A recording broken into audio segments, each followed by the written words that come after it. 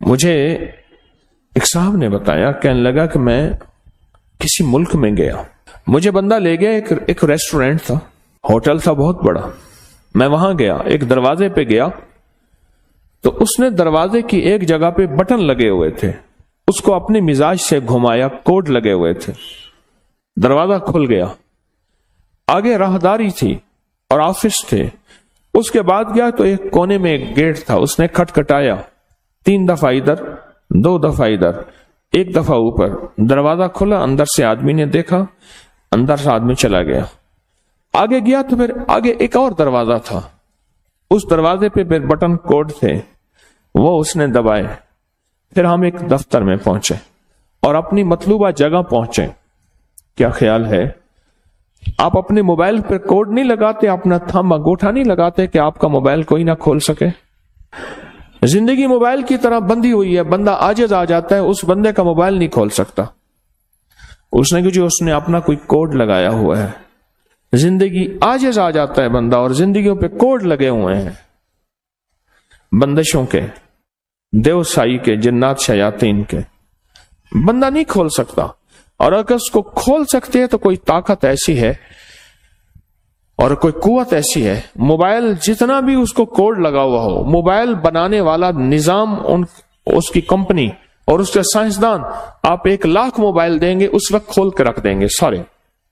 اس میں جتنا طاقتور کوڈ لگا ہوا ہے، جتنے آپ نے انگوٹھے لگائے ہیں، جو بنانے والا موبائل ہے اسے سارے سافٹ ویئر، ساری زندگی کی مشینری، اندر کے سارے پرزوں کی خبر ہے،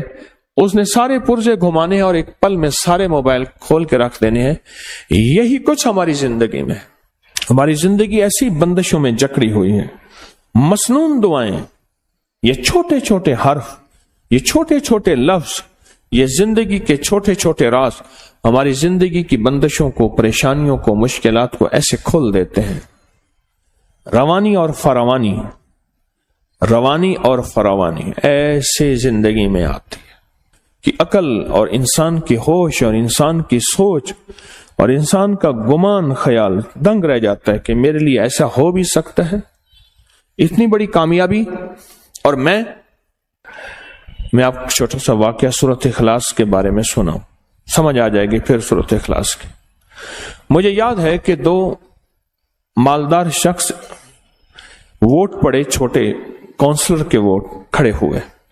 2 مالدار شخص تھے، ایک بہت بڑا مالدار تھا، طاقتور تھا، تمام ذرائع طاقت کے اس کے پاس تھے،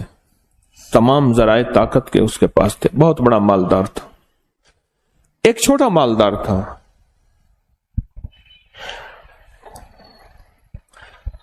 اب آپ حیران ہوں گے، جو بڑا مالدار تھا لوگوں نے اس کو ووٹ دیے۔ ایک شخص تھا جو سارا دن اس کے نعرے لگاتا تھا، اس کے بارے میں لوگوں کو قائل مائل کرتا تھا، اس پہ کوئی مصیبت آئی اور بڑا مالدار اس کے ساتھ کھڑا ہوا تھا، اور جو چھوٹا مالدار ووٹ نہیں دیے تھے وہ اس کا مخالف تھا، اور یہ بندہ جیت گیا۔ ایک بہت طاقتور شریر آدمی نے اس کو نقصان پہنچانا چاہا، ہوا یہ کہ دیوار گر گئی۔ جب دیوار گر گئی بارش کی وجہ سے، ساون بادو تھا، اب جب اس نے دیوار دینا چاہی، ساتھ والا پڑوسی کہنے لگا یہ دیوار ہماری مشترکہ تھی، لہٰذا گر تو ویسے گئی ہے، آپ میری جگہ چھوڑ کے آگے دیوار دیں۔ تو اس نے کہا یہ دیوار میری ذاتی تھی، میری خاندانی تھی، اس پہ جھگڑا ہو گیا، اور اس پہ جب جھگڑا ہوا تو وہ جو چھوٹا مالدار تھا وہ دیوار والے کے ساتھ ہو گیا،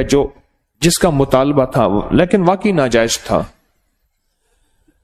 اور جو بڑا طاقتور تھا وہ اس کے ساتھ ہو گیا۔ آخر یہ اپنا حق جیت گیا اور اس نے اپنی جگہ پہ دیوار دی۔ آپ کی زندگی میں کئی حق ہیں جو جناتی، شیطانی اور دیو مار دیتے ہیں، آپ کو زندگی سے محروم کر دیتے ہیں۔ بڑی طاقتور چیز کو اپنے ساتھ رکھیں، بڑی قوت کو اپنے ساتھ رکھیں، اور بہت بڑے نظام کو اپنے ساتھ رکھیں۔ اور وہ بہت بڑا نظام کون ہے؟ وہ ایک ایسی ذات ہے جو نظر نہیں آتی پر ہے، اور اس نظام کی تعریف، اس طاقتور نظام کی تعریف کیا ہے کہ اس کے پاس ہے ملک، مال، اقتدار، حکومت کیا ہے؟ وہ طاقتور نظام آپ کے ساتھ ایسی آ جاتا ہے۔ کیوں پریشان؟ کیا ہوا؟ میں تمہارے ساتھ، اور وہ طاقتور نظام ہمارے ساتھ ہو جاتا، اور یہ چیزیں بے بس اور عاجز آ جاتی ہیں، یہ چیزیں ہمیں نقصان پہنچانا چاہتی ہیں، ہمارا رزق کھانا چاہتی ہیں، ہماری اولاد میں بغاوت اور نافرمانی کو گھولنا چاہتی ہیں، اور ہماری نسلوں کے اندر پریشانیاں، مشکلات اور مسائل اور الجھنیں، یہ چیزیں ہماری زندگی کو کھا رہی ہیں، یہ ایک پل میں وہ طاقتور طاقت ہمارے قریب آ جاتی ہے، ہمارے سامنے آ جاتی ہے۔ اور اس طاقتور نظام کو سمجھنا ہے تو دل میں کہہ دیں قل هو اللہ احد اللہ الصمد لم یلد ولم یولد ولم یکن له کفوا احد۔